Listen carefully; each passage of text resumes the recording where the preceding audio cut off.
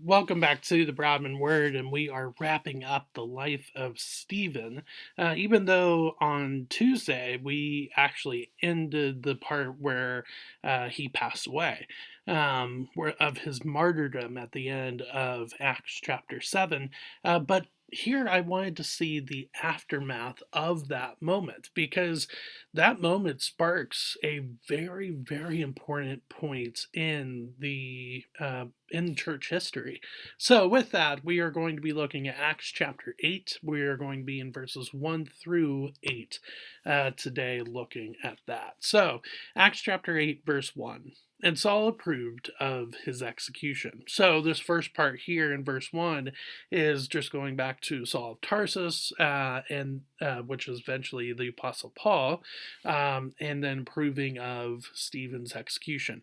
I think one of the big parts of the aftermath of Stephen's martyrdom is the start to the conversion of the Apostle Paul or Saul of Tarsus. I think that's one really, really big thing. So for you and I, as we go about our Christian walk and as we experience suffering and persecution, it is really, really important to realize that those that are persecuting us and that are causing us to suffer because of our faith are in need of grace and mercy in Jesus. They are in need of salvation just as we are. And so, with that being said, Stephen, I think, understood this and so therefore had forgiveness on his enemies. And one of them being Saul of Tarsus, later, I think, as he is blind for 3 days in Damascus, or sorry, as he's blinded by Jesus on the way to Damascus, I think this comes back to him. This point of Stephen forgiving those that are persecuting him and specifically, well, murdering him. And Saul is, yes, he's not throwing the stones, but he's advocating for his execution, and as we see are approving of it. But I think that moment comes back to Saul of Tarsus, and I think it is a big point of why he comes to know Jesus as Lord. Now, granted, talking Jesus as well, big part of that. But I think that is a big part of that. So, for you and I, as we are being persecuted for our faith, whether it is physically or mentally or emotionally, whatever it might be, just keep in mind that those that are persecuting you need Jesus as much as you and I do. And by you accepting the persecution and being faithful and diligent to Jesus during those times of persecution could speak volumes to them. And so I think that's important to see with the life of Stephen. But let's continue on with verse 1. And there arose on that day great persecution against the church in Jerusalem, and they were all scattered throughout the regions of Judea and Samaria, except the apostles. Devout men buried Stephen and made great lamentation over him. But Saul was ravaging the church and entering house after house. He dragged off men and women and committed them to prison.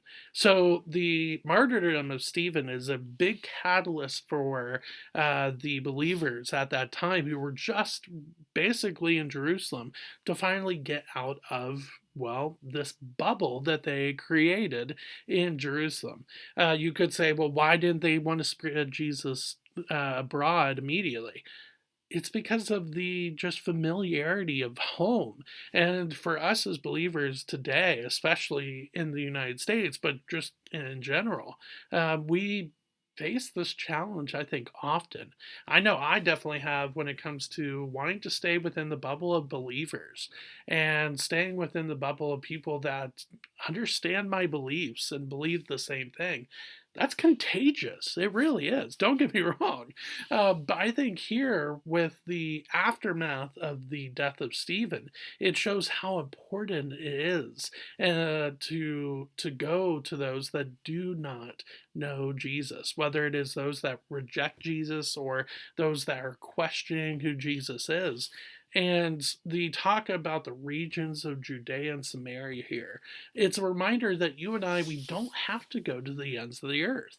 Now, granted, we might be called to, and that's a point for a different day where you would have to really, really pray, okay, Lord, do you want me to go abroad to spread Jesus? But I think here with the regions of Judea and Samaria, it just shows that you and I, we don't have to travel far distances to be to evangelize. We just don't. There's so much opportunity to evangelize to others around us. We just have to take that step to do that. So I think that is what is being conveyed here in verse 1. And they finally get to that point, but it takes persecution to do that. So for you and I today in the United States of America, what is it going to take for us to be real about evangelism? Sometimes it could take persecution. And again, persecution is not because people ultimately hate you personally. It's because they don't agree with it or hate the person that you serve, which in our case, as followers of Jesus, is Jesus, which Jesus warns about in his farewell discourse in John 14 through 17. He warns that that is going to happen and be the case. So, with that being said, they spread abroad, and Philip specifically goes to Samaria. Let's see that verses 4 through 8. Now, those who were scattered went about preaching the word. Philip went down to the city of Samaria and proclaimed to them the Christ. And the crowds with one accord paid attention to what was being said by Philip when they heard him and saw the signs that he did. For unclean spirits, crying out with a loud voice, came out of many who had them, and many who were paralyzed or lame were healed. So there was much joy in that city. So Philip goes to Samaria, which, if you are a reader of Scripture, especially the Gospels, or a studier of it, you know that this is very controversial for a Jew to go into Samaria because of the history going back to the Babylonian exile. In 587, 586 BC, you know that conflict between Samaria and Israel. So this is not just a going to those that don't know about Jesus. It's going to those that are very much not in line with you at all on very many anything. And yet Philip takes that step. Now, who is Philip here? He could be one of the disciples. One of the disciples is named Philip.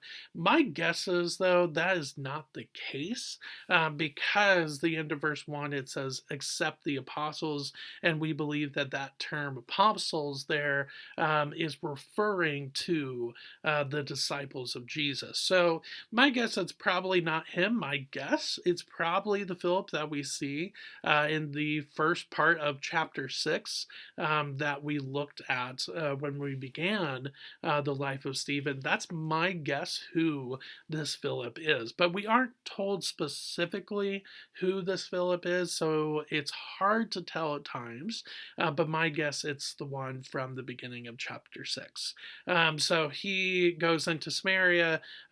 He deals with this magician named Simon, and then eventually he deals with the Ethiopian eunuch in chapter 8, which is a very, very cool passage.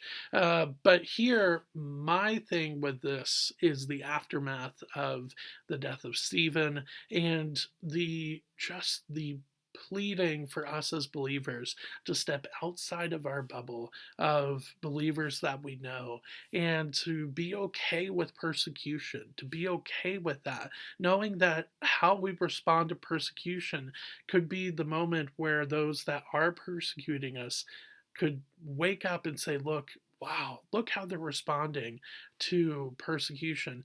Maybe that means that this Jesus that they love and follow, maybe he is who he really says he is. And they come to the point where they surrender their heart and their life to Jesus as Lord. So, with that, thank you for spending time with me in the life of Stephen, and I will see you next week with the Broadened Word. Thanks.